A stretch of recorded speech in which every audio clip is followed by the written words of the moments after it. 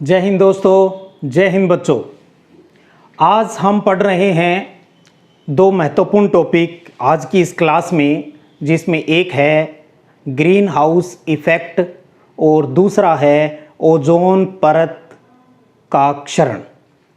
तो सबसे पहले हम पढ़ते हैं ग्रीन हाउस इफ़ेक्ट यानी हरित गृह प्रभाव पर बात करते हैं। हम टॉपिक को शुरू करें उससे पहले एक बार इसकी परिभाषा पर हम गौर कर लेते हैं, फिर हम इसको समझते हैं। तो देखिएगा, परिभाषा है पहले ग्रीन हाउस इफेक्ट की। पृथ्वी के वायुमंडल में कुछ विशेष गैसों, ब्रैकेट में लिखा है मैंने ग्रीन हाउस गैस, एक बार उसके बारे में हम बाद में बात करेंगे। तो पृथ्वी के वातावरण में कुछ विशेष गैसों की मात्रा इतनी बढ़ गई है कि पृथ्वी की गर्मी यानी धरती की गर्मी बाहर नहीं निकल पाती है। इससे पृथ्वी का तापमान बढ़ जाता है। इसे ग्रीन हाउस प्रभाव कहते हैं, ग्रीन हाउस इफेक्ट कहा जाता है। इस परिभाषा में आप गौर करेंगे तो क्या निकल के आ रहा है भी, कुछ गैस है जिनकी वजह से अर्थ का टेम्परेचर है वो बढ़ रहा है। तो इसका मतलब टेम्परेचर बढ़ना ही ग्रीन हाउस इफेक्ट कहलाता है, और जिन गैस की वजह से ये होता है उनको कहा जाता है ग्रीन हाउस गैस। अगर शॉर्टकट परिभाषा लिखनी हो आपको तो आप ऐसे लिख सकते हैं, ग्रीन हाउस गैस से पृथ्वी का तापमान बढ़ जाता है, इसे ग्रीन हाउस प्रभाव कहते हैं। बिल्कुल सिंपल सी परिभाषा हो जाएगी। तो इसमें जो शब्द आया है अपना ग्रीन हाउस गैस, तो अब हम बात करते हैं परिभाषा के बाद भी प्रमुख ग्रीन हाउस गैस है कौन सी। यह भी अपने आप में अच्छा प्रश्न है भी, प्रमुख ग्रीन हाउस गैसों के नाम लिखिए, 2-4 आपसे परीक्षा में पूछी जा सकती हैं। तो सबसे पहले देखिए इसके अंतर्गत कार्बन डाइऑक्साइड CO2 सबसे प्रमुख जो मानी जाती है ग्रीन हाउस गैस, वो कौन सी है? Carbon dioxide CO2। उसके बाद बात करें तो जलवाष्प भी एक ग्रीन हाउस गैस है। मीथेन यानी CH4 इसका फॉर्मूला है, यह भी एक ग्रीन हाउस गैस है। नाइट्रोजन डाइऑक्साइड यानी नाइट्रोजन के जो ऑक्साइड है, चाहे नाइट्रस ऑक्साइड है, नाइट्रोजन डाइऑक्साइड है, यह भी एक ग्रीन हाउस गैस है। उसके बाद CFC जिसका पूरा नाम है क्लोरोफ्लोरोकार्बन, जिन्हें हम शॉर्टकट CFC बोलते हैं, और एक अन्य नाम है, इसे फ्रियोन गैस के नाम से भी जाना जाता है। तो प्रमुख ग्रीन हाउस गैस कौन सी हुई? कार्बन डाइऑक्साइड, जल वाष्प, मीथेन, नाइट्रोजन के ऑक्साइड और CFC, ये प्रमुख ग्रीन हाउस गैस है। इन ग्रीन हाउस गैस की वजह से पृथ्वी का टेम्परेचर बढ़ रहा है, जिसे हम ग्रीन हाउस प्रभाव यानी हरित गृह प्रभाव कहते हैं। अब हम इसको समझते हैं डायग्राम की मदद से, एक आरेखित चित्र की मदद से भी ये होता कैसे है।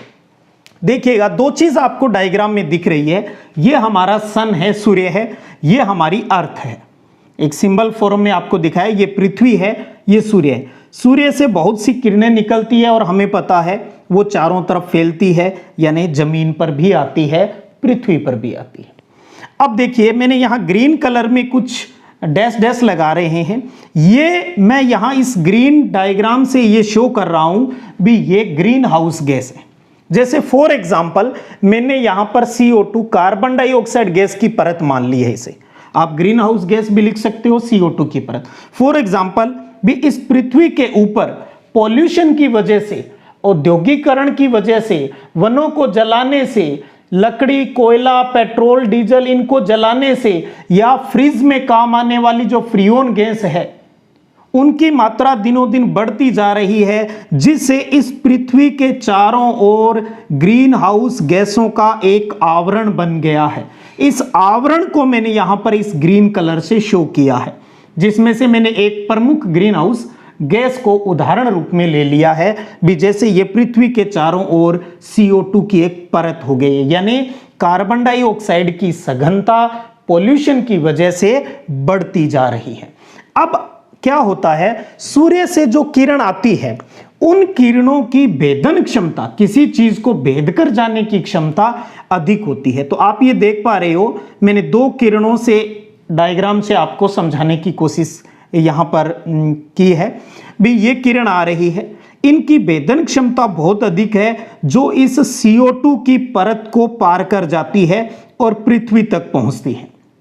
अब पृथ्वी इन अधिक भेदन क्षमता वाली किरणों को अवशोषित कर लेती है, एब्जॉर्ब कर लेती है, और बदले में जो किरण उत्सर्जित करती है पृथ्वी, उनकी भेदन क्षमता कम होती है।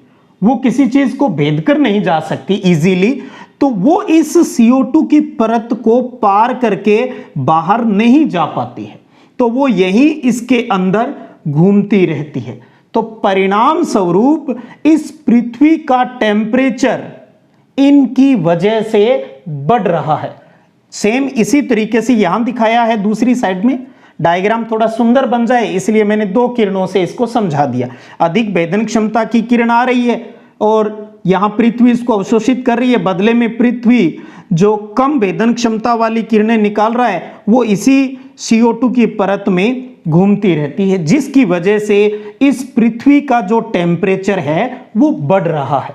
तो किन की वजह से बढ़ रहा है, अब क्लियर हो गया होगा। इन ग्रीन हाउस गैस की वजह से ही इस पृथ्वी का टेम्परेचर बढ़ रहा है, और वही हम इस परिभाषा में बताना चाह रहे हैं आपको भी। इन ग्रीन हाउस गैस की वजह से पृथ्वी का टेम्परेचर है वो बढ़ रहा है, और इसी को कहते हैं ग्रीन हाउस इफेक्ट। उम्मीद करता हूं इस डायग्राम की मदद से आप इस चीज को बहुत अच्छे से समझ गए होंगे। अब एक चीज, आप इस ग्रीन हाउस प्रभाव किस वजह से हो रहा है वो भी अब आपको समझ में आ गया होगा भी। औद्योगिकीकरण, वनों के जलाने से, कोयला जलाने से, पेट्रोल डीजल के जलने से, और फ्रिज में काम आने वाली जो फ्रियोन गैस है, उन सब की वजह से ही ग्रीन हाउस इफेक्ट होता है।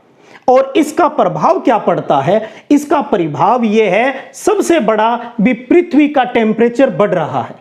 आप अच्छे से समझिए, इस प्रकार पृथ्वी का टेम्परेचर बढ़ना ही क्या कहलाता है, ग्लोबल वार्मिंग कहलाता है। छोटी क्लास से ही हम इस शब्द को सुनते आए हैं, ग्लोबल वार्मिंग क्या है। ग्रीन हाउस गैस की वजह से पृथ्वी का टेम्परेचर बढ़ जाना ही क्या कहलाता है, ग्लोबल वार्मिंग कहलाता है। यानी टेम्परेचर बढ़ रहा है इससे, और बारिश, क्योंकि टेम्परेचर बढ़ रहा है उसकी वजह से जलवायु में परिवर्तन आ रहा है। बारिश कहीं ज्यादा होती है, कहीं कम होती है। इस टेम्परेचर के बढ़ने से जो हिमालय की पहाड़ों की जो बर्फ है, जो ग्लेशियर है, वो पिघल रहे हैं, जिससे समुद्र का जल स्तर बढ़ रहा है। समुद्र का जल स्तर बढ़ेगा तो आसपास जो समुद्र के किनारे जो शहर हैं वो पानी में डूब जाएंगे। वनस्पति का क्षेत्र है उसमें परिवर्तन आ जाएगा, वन क्षेत्र है वो घट जाएगा। इससे बहुत सी बीमारियां इससे फैल जाएगी। क्यों? क्योंकि इससे कीटों की संख्या में भी परिवर्तन आता है इस जलवायु परिवर्तन की वजह से, जिससे बहुत सी बीमारियां हो जाती है। और सबसे बड़ी बात, इस ग्रीन हाउस प्रभाव के कारण हमारी बायोडाइवर्सिटी यानी जैव विविधता को बहुत बड़ा खतरा होता जा रहा है। क्या है जैव विविधता? जैव विविधता यानी किसी क्षेत्र के अंतर्गत पेड़ पौधों, जीव जंतु, चाहे वो जंगली हो चाहे पालतू हो, उनकी जो बहुतायत जो संख्या होती है उसको बायोडाइवर्सिटी कहा जाता है। तो इसका मतलब इस बड़ी प्रॉब्लम का हमें सॉल्यूशन भी करना चाहिए। तो अब हम इसको आगे बढ़ाएं टॉपिक को, उससे पहले मैं चाहता हूं जो चीज़ें मैंने यहां अब आपको समझाने की कोशिश की है वो नोट्स के रूप में आप उनको स्क्रीन पर भी देख लें, ताकि आपके अच्छे नोट्स हैं वो भी तैयार हो जाए। तो इस कड़ी में अब हम सबसे पहले बात करते हैं ग्रीन हाउस प्रभाव के कारण, बिंदुवार बात करते हैं। और स्क्रीन पर अब आप देख पा रहे हो, पहला कारण है औद्योगिकीकरण, यानी उद्योगों में जो कोयला, पेट्रोलियम आदि का जो उपयोग हो रहा है उस वजह से ग्रीन हाउस गैसें उत्सर्जित हो रही है, और ये इतना बड़ा प्रभाव हमें देखने को मिल रहा है। दूसरा पॉइंट आप देख पा रहे हो स्क्रीन पर, वनों का विनाश, यानी वनों की लगातार कटाई से, वृक्षों की कमी होने से वायुमंडल में CO2 की मात्रा लगातार बढ़ रही है। हमें पता है CO2 एक ग्रीन हाउस गैस है जिसकी वजह से टेम्परेचर है वो लगातार बढ़ रहा है। तीसरा पॉइंट आप देख पा रहे हो, जीवाश्म ईंधन यानी लकड़ी और कोयले के दहन से, दहन का मतलब होता है ऑक्सीजन की उपस्थिति में किसी चीज को जलाना। तो इससे क्या होता है, इससे लगभग 80% कार्बन डाइऑक्साइड है वो वातावरण में मुक्त होती है और CO2 की मात्रा 290 से 330 पार्ट पर मिलियन तक बढ़ने का जो मुख्य कारण है वो वनों का विनाश और जीवाश्म ईंधन का प्रयोग ही है। और चौथा पॉइंट आप कारणों में लिख सकते हो, रेफ्रिजरेटर तथा AC का प्रयोग, एयर कंडीशनर्स का प्रयोग। इससे क्या होता है, इससे क्लोरोफ्लोरोकार्बन CFC गैस उत्पन्न होती है जो हरित गृह गैसों की मात्रा को बढ़ाती है।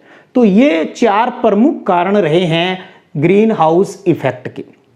अब आप स्क्रीन पर देख पा रहे हो हरित गृह प्रभाव यानी ग्रीन हाउस प्रभाव के दुष्परिणाम क्या है, क्या इफेक्ट इसका पड़ता है। तो एक एक करके देखते हैं। सबसे पहले आप देख रहे हो पॉइंट 1, तापमान में वृद्धि। ग्रीन हाउस गैसों से पृथ्वी के तापमान में वृद्धि हो रही है जिसे ग्लोबल वार्मिंग कहते हैं। दूसरा पॉइंट, वर्षा में वृद्धि या कमी यानी परिवर्तन होता है। ग्रीन हाउस प्रभाव से वर्षा का चक्रण बदल जाएगा, वर्षा में कहीं वृद्धि होगी, वहीं कुछ क्षेत्रों में वर्षा की कमी से मरुस्थलीकरण भी होगा।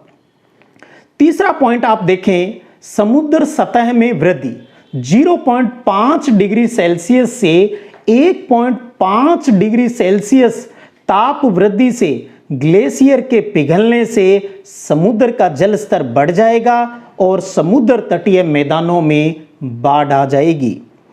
चौथा पॉइंट है वनस्पति क्षेत्रों में परिवर्तन। तापमान में वृद्धि व वर्षा में कमी से वन क्षेत्र भी घटेगा, रेतीले क्षेत्रों में अकाल की संभावना भी हो सकती है। पांचवा पॉइंट आप लिख सकते हो, बीमारियों में वृद्धि।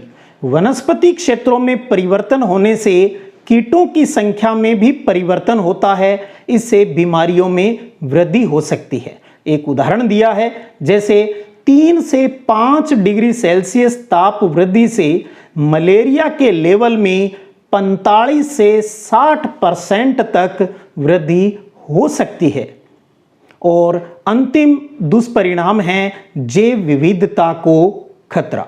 एक चीज आप समझिएगा, आपसे परीक्षा में ऐसे भी प्रश्न आ सकता है, हरित गृह प्रभाव का जैव विविधता को क्या खतरा है समझाइए।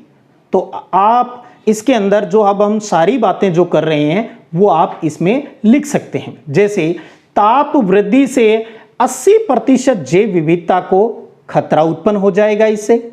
जैसे ग्लोबल वार्मिंग से भारत समेत 6 देश, नेपाल, भूटान, बांग्लादेश, पाकिस्तान, श्रीलंका को, जो श्रीलंका की 2 अरब जनसंख्या इससे प्रभावित हो रही है। ग्लोबल वार्मिंग से जलवायु में परिवर्तन हो रहा है जिससे खाद्यान्न की कमी के संकट का सामना करना पड़ सकता है। भारत में ग्लोबल वार्मिंग से गेहूं उत्पादन में कमी हो रही है क्योंकि अचानक गर्मी बढ़ने से गेहूं की जो बालियां हैं उसमें दाने विकसित नहीं होते हैं। इसी प्रकार देखिए, समुद्री जल स्तर के 1 मीटर ऊंचा होने से 576.40 हेक्टेयर जमीन जलमग्न हो जाएगी और करीब 71 लाख लोगों को विस्थापित होने का सामना करना पड़ सकता है। मुंबई, कोलकाता, विशाखापट्टनम सहित कई द्वीप और बांग्लादेश का 17% क्षेत्र है वो पानी में समा जाएगा। और इसी प्रकार हम कह सकते हैं कि विश्व का सबसे अधिक प्रदूषण करने वाला जो देश है वो चीन है। ग्रीन हाउस गैसों के उत्सर्जन के दृष्टिकोण से, ग्रीन हाउस गैसों के उत्सर्जन के दृष्टिकोण से भारत का विश्व में स्थान 4था है। और ग्लोबल वार्मिंग से भारत का गंगोत्री, जहां से गंगा नदी निकलती है, अपने मूल स्थान से 23 मीटर पीछे खिसक चुकी है कारण है क्योंकि ग्लेशियर पिघलते जा रहे हैं। तो ये था हरित गृह प्रभाव के दुष्परिणाम की बात। अब बात करते हैं हम ग्रीन हाउस का अंतिम बिंदु, जिसमें हम बात करेंगे ग्रीन हाउस प्रभाव कम करने के उपाय। आपसे पूछे जा सकते हैं परीक्षा में, तो आप इसमें लिख सकते हो जो इसके कारण हैं उनको आपको दूर करते हुए उत्तर देना है। जैसे पहला, जीवाश्म ईंधन का उपयोग कम करना चाहिए, यानी कोयला, पेट्रोलियम, इनका उपयोग कम से कम करना चाहिए। दूसरा है वृक्षारोपण अधिक से अधिक करना चाहिए, ज़्यादा से ज़्यादा हमें पेड़ लगाने चाहिए। और अंतिम है क्लोरोफ्लोरोकार्बन यानी CFC, जिसे फ्रियोन भी कहते हैं, के प्रयोग को हमें रोकना चाहिए। तो ईंधन, जीवाश्म ईंधन का उपयोग कम करें, ज़्यादा वृक्षारोपण करें, CFC का कम से कम इस्तेमाल करें। इन चीज़ों को अपनाकर हम ग्रीन हाउस इफेक्ट को कम करने की कोशिश कर सकते हैं। तो ये था ग्रीन हाउस प्रभाव पर बात भी, क्या है, क्या इसके कारण, दुष्परिणाम और उपाय है। आगे बात करते हैं ओजोन परत क्षरण पर। अब बात करते हैं अपने ओजोन परत क्षरण टॉपिक के ऊपर। ओजोन परत क्षरण यानी ओजोन लेयर डिप्लेशन। उससे पहले हम ये समझते हैं ओजोन परत क्या है और ये क्या काम करती है। हमने 11वीं क्लास में वायुमंडल की विभिन्न परतों के बारे में पढ़ा है। हमारी पृथ्वी है, इसके ऊपर वायुमंडल को विभिन्न परतों में, लेयर में बांटा गया है। अलग अलग जो भूगोलवेता है वो उसकी चौड़ाई है वो अलग अलग बताता है, वो कोई अपना यहाँ कंट्रोवर्सी का मुद्दा नहीं है। यहाँ हम ओजोन परत को समझना है। देखिएगा, जब पृथ्वी से ऊपर जाते हैं तो 30 किलोमीटर से 80 किलोमीटर के बीच का जो एरिया है उसको कहा जाता है ओजोन परत, यानी ओजोन मंडल कहा जाता है। इसमें 30 किलोमीटर के आसपास का जो इलाका है वहां पर इस ओजोन मंडल के अंदर ओजोन गैस, जिसको हम O3 से प्रदर्शित करते हैं, उसकी सांद्रता ज्यादा होती है। ऊपर जाते हैं तो उसकी सांद्रता कम होती जाती है। ओजोन परत, आपके एक तो इसका फॉर्मूला भी आपको पता होना चाहिए भी, ओजोन का फॉर्मूला O3 होता है। और इसके अंतर्गत क्या है, ओजोन के एक अणु के अंतर्गत ऑक्सीजन के 3 परमाणु होते हैं, यानी इसका मतलब हो गया 3 ऑक्सीजन के परमाणु आपस में मिलकर ओजोन के एक अणु का निर्माण करते हैं और यहां पर ये एक पूरी परत का रूप धारण कर लेता है। अब बात ये आती है, ये ओजोन परत काम क्या करती है। ये ओजोन परत, ये अपना सूर्य ऊपर, सूर्य से आपको पता है बहुत सी किरणें आती है, जिनमें से बात करें अल्ट्रावायोलेट पराबैंगनी किरणें। पराबैंगनी किरणें ऊपर से अगर ये सीधी जमीन पर पहुंच जाती है तो जीव जंतुओं और पेड़ पौधों के शरीर पर नुकसान करेगी। तो देखिए कितना बड़ा काम करने जा रही है ओजोन गैस हमारे लिए। ये सूर्य से आने वाली इन हानिकारक पराबैंगनी किरणों को अवशोषित कर लेती है, यही ग्रहण कर लेगी, आगे नहीं जाने देगी। एक तरीके से हमारे सुरक्षा कर्मी का काम यहां पर ओजोन कर रही है। हानिकारक पराबैंगनी किरणों को हम तक नहीं पहुंचने देती है, एक आर्मी के जवान की तरह बीच में डटी रहती है। लेकिन आजकल ये आर्मी का जवान, इसके भी दिक्कत होने लग गई है। क्यों? क्योंकि ये जिनकी सुरक्षा कर रहा है, ये मानव प्रजाति की सुरक्षा कर रहा है और आज यही मानव इसको गलत बोल रहे हैं। इस सीमा पर तैनात आर्मी के जवान को ये लोग गलत बोल रहे हैं। जैसे गलत का मतलब यहां पर क्या है, आज हम हमारे घरों में फ्रिज है, एसी है, इनको काम में लेने लगे हैं और इनके अंतर्गत होती है CFC, क्लोरोफ्लोरोकार्बन, या जिसे फ्रियोन गैस भी कहते हैं। साथ में कुछ और गैस है जिसको हम कहते हैं कार्बन टेट्राक्लोराइड।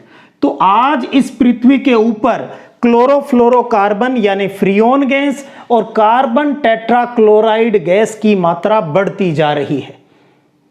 जब ये मात्रा बढ़ रही है तो ये गैस कहां जाएगी, ये गैस ऊपर जाएगी। जब ये गैस ऊपर जाती है तो जैसे यहां इस जवान के पास ये पहुंचते हैं, हमारे सुरक्षाकर्मी ओजोन के पास जब ये पहुंचते हैं तो वहां पर ये कहते हैं आजा, उछाल भट्टा ले रहा है तू तो आजा। तब ये क्या करता है, ये CFC वहां पहुंचता है। जैसे एक उदाहरण ले लेते हैं CFCl3, ये क्लोरोफ्लोरोकार्बन है, फ्रियोन है। 10वीं क्लास में आपने साइंस में पढ़ा भी है इसके बारे में। जैसे ही ये ऊपर जाएगा, अब यहां पर इसको अल्ट्रावायोलेट किरणें मिलेगी। उनको देखते ही इनको डर लगेगा, और डर लगते ही क्या होता है आपको पता ही है, ये बना देगा CFCl2 और साथ में एक गैस, एक हवा इनके डर की वजह से निकल जाएगी। यूं कह दूं वो डर का बाथरूम निकल गया यहां पर। तो क्लोरोफ्लोरोकार्बन से क्या हुआ, उस अल्ट्रावायोलेट किरणों के संपर्क में आते ही एक क्लोरीन का परमाणु अलग हो गया, और जैसे ही ये क्लोरीन का परमाणु अलग हुआ, इसने अपनी बदमाशियां करनी स्टार्ट कर दी। ये उस सैनिक के पास गया और सैनिक ने इसे आम आदमी समझकर इससे परिचय हो गया, दोस्ती हो गई, और इसने क्या बना दिया, इसने ClO2 बना दिया और ओजोन के एक O को बाहर निकाल दिया। तो यानी ये जो क्लोरीन CFCl3 प्रकाश के संपर्क में आते ही इसने क्लोरीन मुक्त किया। क्लोरीन ने ओजोन के साथ मिलते ही ऑक्सीजन एक, क्योंकि 3 को मिलके एक ओजोन बनता है, एक O को यहां से उसने बाहर निकाल दिया। ठीक है, और अगर आप यहां जैसे एक और दोबारा होगा तो यहां पर हो जाएगा ClO और 2 ऑक्सीजन मिलकर क्या हो गया, ऑक्सीजन गैस बन गई। तो आप ऐसे समझ लें भी क्लोरीन परमाणु ने ओजोन को अलग करके एक ऑक्सीजन के साथ खुद बैठ गया और उसमें से ऑक्सीजन गैस को बाहर निकाल दिया। तो यानी अब होना क्या चाहिए था, अगर ऑक्सीजन टूट गई तो वापिस O के साथ मिलकर ओजोन गैस बननी चाहिए, लेकिन ये कमबख्त क्लोरीन इसको वापिस जुड़ने ही नहीं देता। ये ClO इसकी एक O ये क्लोरीन लेके बैठ जाएगा और कहेगा मैं नहीं दूंगा तो वापिस क्या नहीं बनेगी, ओजोन गैस नहीं बनेगी। और जब ओजोन गैस नहीं बनेगी, ठीक है भैया मरो यहां, तो ये परत क्या होती जाएगी, अब ये परत कम होती जाएगी, पतली होती जाएगी। जो 80 पे बात थे वो धीरे धीरे कम होती जाएगी। तो सूरज की जो पराबैंगनी किरणें हैं वो जमीन पर पहुंचेगी और पेड़ पौधों और जीव जंतुओं को नुकसान पहुंचाएगी। आज जो स्किन कैंसर दुनिया में हो रहा है उसका एक बहुत बड़ा कारण यही ओजोन परत में जो क्षरण हो रहा है, जो नुकसान हो रहा है, उसकी सांद्रता की जो कमी होती जा रही है। सांद्रता का कम होने का मतलब हो गया मोटी परत है वो पतली होती जा रही है, और ओजोन की मोटी परत का पतला हो जाना ही क्या कहलाता है, वो कहलाता है ओजोन छिद्र। ओजोन छिद्र का मतलब कोई होल नहीं है वहां पर, उसका मतलब है भी बड़ी परत है, मोटी परत है, वो पतली होती जा रही है, उसी को ओजोन छिद्र कहा जाता है। और इस ओजोन गैस की मात्रा नापने की जो इकाई है वो उस वैज्ञानिक के नाम पर ही डोब्सन है। तो ओजोन गैस की नापने की इकाई का नाम क्या है, डोब्सन है। ये भी आपको ध्यान में रखना है। और ओजोन परत, अब आप समझ गए होंगे भी किस प्रकार सूर्य से आने वाली हानिकारक पराबैंगनी किरणों से हमारी सुरक्षा करती है। अब हम अपनी इस स्क्रीन के ऊपर अच्छे से नोट्स फॉर्म में इसको देखिए और अपनी कॉपी में आप इनको उतार भी लीजिए। तो अब हम बात कर रहे हैं, जो बात हमने यहाँ पर समझी है उसको नोट्स फॉर्म में किस प्रकार से आपको नोट करना है, अब उसके कारण क्या है, दुष्प्रभाव क्या है और किस प्रकार से इनसे बचा जा सकता है, उसकी बात करते हैं। तो स्क्रीन पर आप देखिए, पहले बात करते हैं ओजोन परत क्षरण से संबंधित इन्हीं बातों को लेकर। समुद्र तल से 30 से 80 किलोमीटर ऊंचाई के वायुमंडलीय भाग को ओजोन मंडल कहते हैं। धरती के लिए रक्षा कवच की तरह काम करने वाली ओजोन गैस की परत हानिकारक पराबैंगनी किरणों को धरती पर आने से रोकती है। ओजोन ऑक्सीजन के 3 परमाणुओं से मिलकर बनी गैस है। ओजोन गैस नापने की जो इकाई है वो डोब्सन है। ओजोन परत में ओजोन गैस की सांद्रता में कमी के कारण विशालकाय यानी बहुत बड़े क्षेत्र में ओजोन रहित छोटे छोटे क्षेत्र को ओजोन छिद्र कहा जाता है। ओजोन परत के क्षय की जानकारी, यानी भी इसकी परत पतली होती जा रही है, इसकी जानकारी सर्वप्रथम 1960 में हुई थी। तो ओजोन परत के क्षय की जानकारी सर्वप्रथम 1960 में हुई थी। एक स्टडी में पाया गया है कि वायुमंडल में ओजोन की मात्रा धीरे धीरे कम होती जा रही है। अंटार्कटिका के ऊपर वायुमंडल में कुल 20 से 30% ओजोन है, वो कम हो गई है। ओजोन परत क्षरण के लिए उत्तरदायी गैस, यानी ओजोन परत क्षरण के कारण क्या है, तो उसके लिए उत्तरदायी प्रमुख जो गैस है वो है क्लोरोफ्लोरोकार्बन CFC या फ्रीओन जिसे कहते हैं, और दूसरा है कार्बन टेट्रा क्लोराइड। एक चीज ध्यान रखिएगा, क्लोरीन का एक परमाणु ओजोन के 1 लाख अणुओं को नुकसान पहुंचाता है। बहुत प्यारी बात है। ओजोन का यानी क्लोरीन का एक परमाणु 1 लाख ओजोन अणुओं को नष्ट करता है। अब बात आती है भी इसके प्रभाव क्या है, जैसे जैसे ओजोन परत में क्षरण हो रहा है उसका प्रभाव क्या पड़ता है। ओजोन परत की क्षति से त्वचा का कैंसर, मोतियाबिंद जैसे रोग होते हैं। दूसरा है पराबैंगनी किरणों के कारण पादप पल्लवक जो छोटे जीव पौधे हैं वो नष्ट हो रहे हैं, जिसके कारण समुद्री खाद्य श्रृंखला पर विपरीत प्रभाव पड़ता है। कई प्रकार की फसलों की मात्रा और गुणवत्ता में कमी आती है। पराबैंगनी किरणों से रोग प्रतिरोधक क्षमता पर भी कुप्रभाव पड़ता है। भूमध्य रेखीय प्रदेशों में ओजोन क्षय के कारण तापमान में और अधिक वृद्धि हो रही है। इस कारण लोगों का शारीरिक और मानसिक विकास है वो अवरुद्ध हो रहा है, यानी रुक रहा है। अंटार्कटिका में ओजोन में एक बड़ा छेद हो गया है। अंटार्कटिका क्षेत्र में बड़े हिमखंड यदि पिघलते हैं तो तटीय क्षेत्रों में बाढ़ सहित कई खतरे पैदा हो सकते हैं। अब बात करते हैं ओजोन परत से बचाव के क्या उपाय हो सकते हैं और या किए हैं कौन कौन से। तो सबसे पहले बात करते हैं, बहुत ही प्यारा प्रश्न भी बन सकता है छोटा, वो है मॉन्ट्रियल समझौता। मॉन्ट्रियल कनाडा में मॉन्ट्रियल समझौता। तो ओजोन परत को बचाने के लिए मॉन्ट्रियल समझौते को अपनाया गया, मॉन्ट्रियल प्रोटोकॉल को अपनाया गया, जो कब हुआ, 1987 में हुआ। कितने देशों ने हस्ताक्षर किए, 33 देशों ने इसे शुरू में अपनाया, जिसमें ओजोन परत का क्षरण करने वाली गैस जो CFC CClO4 है उसके उत्सर्जन पर इसमें रोक लगाई।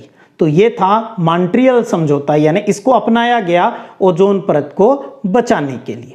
दूसरा प्रयास किया गया, फ्रीओन जैसी घातक जो क्लोरोफ्लोरोकार्बन है उस पर भी रोक लगा दी गई है।